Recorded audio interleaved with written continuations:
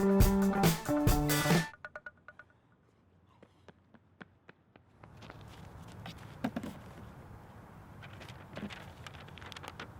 Exceptions. We're about to deep dive into FERPA exceptions. But before we do, let's do a quick recap of FERPA law so that we understand why these exceptions exist. FERPA, the Family Educational Rights and Privacy Act, grants three main rights to parents of minors and students who have turned 18. First, they have the right to access their students' educational records. Second, they have the right to seek to amend those educational records. Third, they have the right to consent to disclose their students' personally identifiable information. This last one about the right to consent to disclose information is where FERPA exceptions come into play. As an LEA, or local educational agency, you have a lot of student information, also known as PII, personally identifiable information. Are we done with the acronyms? Oh, we are. Good. You're entrusted with this student information, and so you should only share it with others with written parental consent or by using one or more of the FERPA exceptions. Exceptions, times where you can share student PII without parental consent. There are several FERPA exceptions, but we're going to focus right now on some of the main ones. Auditor evaluation, school official, directory information, and studies. Let's talk about each of these in detail.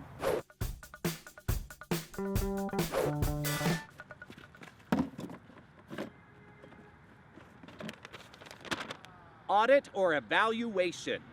Politicians, am I right?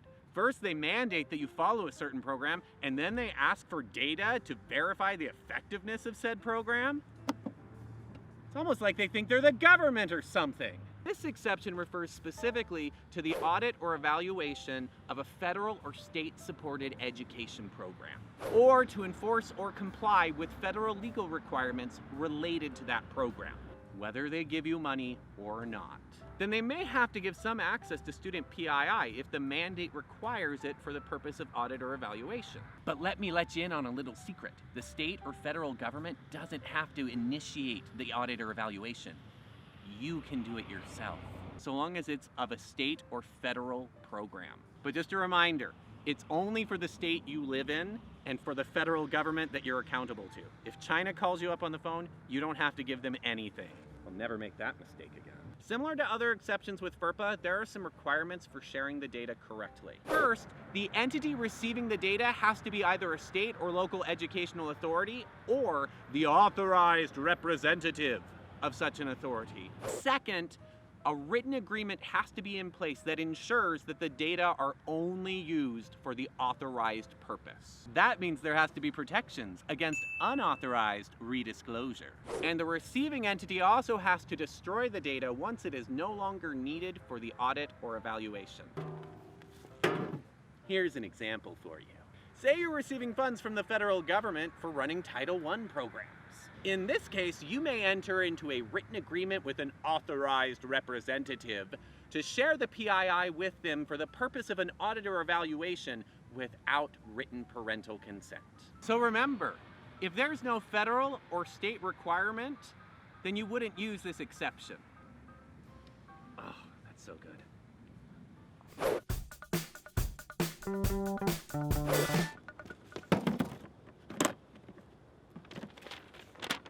Studies exception.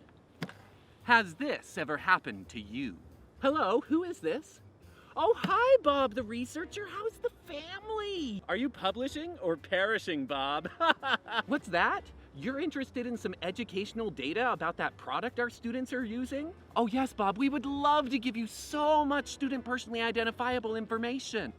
Does FERPA allow this? You should never give student personally identifiable information to a researcher just because they ask, even if they say please. If an LEA wants to have a study done, they can contract with a researcher and even share student personally identifiable information without written parental consent using the studies exception. That is, provided a few conditions are met.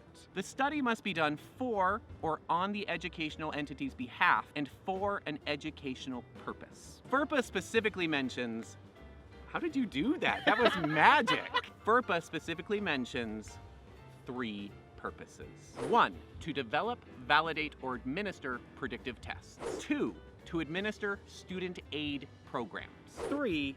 To improve instruction. The data can only be shared with a written agreement in place that specifies the purpose, scope, and duration of the study, what data are to be shared, that the data shared can only be used for the purposes of the study. They can't be using that data for some other side research they got. If it's not for you, they can't do it. And that the data must be destroyed at the request of the educational entity or after the study is done. For example, let's say your district is invested in some reading software and you want to know just how effective that reading software is. Now, the reading software isn't a part of a federal or state mandate, so the audit or evaluation exception would not apply. But the studies exception would, since the purpose is to improve instruction. You could contract with a local researcher, perhaps at, I don't know, a university, and create a written agreement for sharing that data. And remember, researcher calls you, you call the researcher, doesn't matter. Question is it for or on your behalf? For your behalf or on your behalf? That is the question.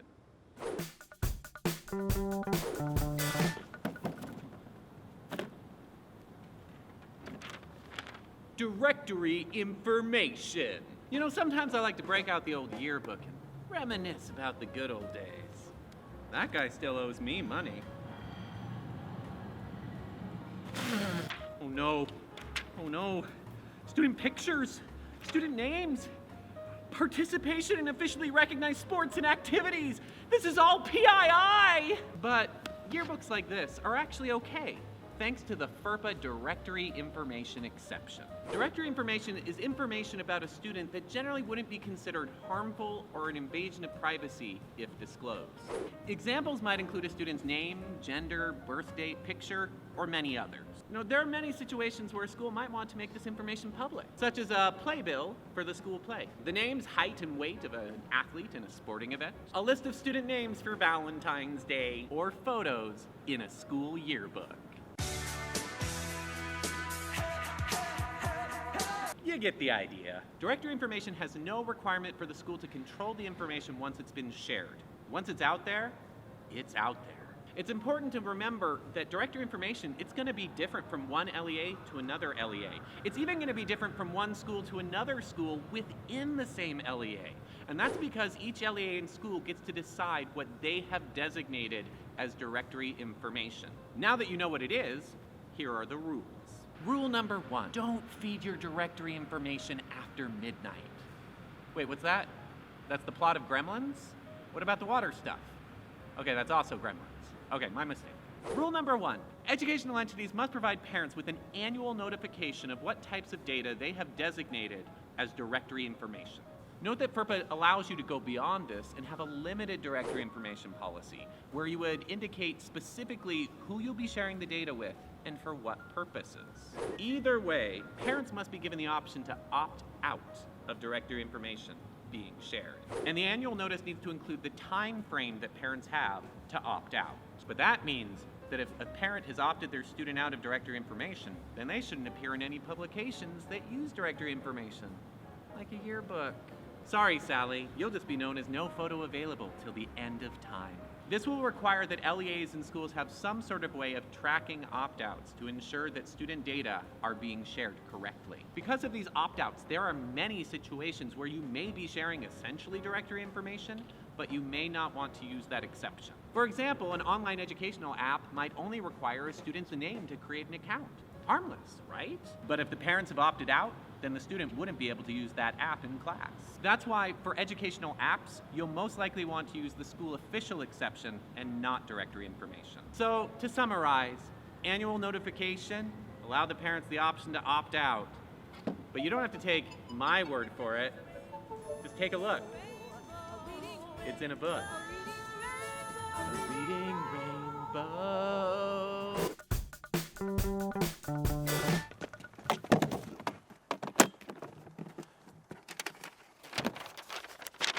School official.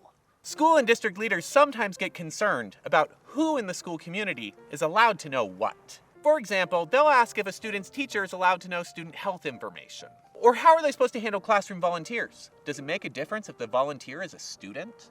What if it's someone off-site, like a website, but they're providing an educational service? For these kinds of questions, FERPA is more flexible than you might think. It gives the school a lot of discretion regarding how these questions are answered. It will require some guardrails be in place, including notifying parents of how you're going to make those decisions. Let's go over the requirements of the school official exception. School officials include teachers, admin, and other individuals working within the school or district that have a legitimate educational interest in the student's record. You're required to explain in your annual notice of FERPA rights how the school will determine who has a legitimate educational interest. In general, this means that a school official may have access to information in education records if they need it to fulfill a professional responsibility. Teacher needs to check the student information system to see how the student's doing on reading. School official. Special education teacher needs to review records before an IEP meeting. School official. Registrar needs to review medical records to determine which students qualify for a testing accommodation. School official. District administrator needs to review education records as part of a program evaluation. School official. You want to check your neighbor's ACT scores to see if they scored higher than your dearest daughter, Sally? Probably not that one. School official also can include contractors, volunteers, and other parties the school has outsourced work to, provided the following conditions are met. If they're performing a service you would otherwise use your own employees for, you have direct control, they don't redisclose the data, and they're listed as a school official in your annual FERPA notice, then they can be treated as a school official. Number 1, the school official must be performing a service or function that the school would otherwise use its own employees for. Schools provide a lot of services for students. Some they use their own employees for, and others they outsource. If you think about it, this ties back to the idea of legitimate educational interest. But if it's for like a commercial purpose, say you're gonna give all the contact information of students that got good grades to a local travel agency so that they can get away today or tomorrow to Disney World, it probably doesn't meet the exception. Regardless of who is performing the service, you need to ensure that it is a service the school would ordinarily provide. Number 2, you must maintain direct control over the use and maintenance of the education records. Since there are so many different kinds of school officials, direct control is going to look a little different for each of them. The most likely, it's going to look like some sort of training or onboarding that will let them know what they're allowed to do. Or it'll be a contract or written agreement that specifies what is permitted. Number 3, the school official may not redisclose information derived from education records with any other individuals or groups, unless it follows another FERPA exception or you obtain parental consent. In short, you make the rules for what they can do with the data, not the other way around. Number 4, you have to explain who will be considered an outsourced school official in your annual notice of FERPA rights. In practice, this will look like a list of groups of individuals that you will share records with, such as contractors, auditors, medical consultants, and so on. Part of this will also be to make clear who at the school or district is authorized to designate someone as a school official. For example, are teachers authorized to share student information with apps or websites without telling anyone? Are they going to check that all 4 of those criteria are met? Or would it make sense to have a workflow where the app is approved by a principal, IT director, or other administrator? FERPA requires that you use reasonable methods to ensure that a school official only has access to records that they have a legitimate educational interest in. This may include technical measures, such as limiting access to certain individuals within the school. It may also include administrative controls, such as contracts that explain acceptable uses and purposes. And if they're coming into the building like a volunteer, it may just mean keeping a close eye on them. I saw that, Janet. Come on. So remember, if they're performing a service that you would otherwise use your own employees for, you maintain direct control. They don't redisclose the data and you've properly notified parents, then they're a school official. And there you have it, the 4 main exceptions to sharing student PII without parental consent. Now remember, this isn't an exhaustive list of all of the exceptions, so you should look into the other ones as well. I wanted to tell you about the other exceptions, but it's really cold. You'll also want to stay up to date with changes to federal and state law because it might affect how these exceptions work. Now, if you'll excuse me, I have some other business to attend to.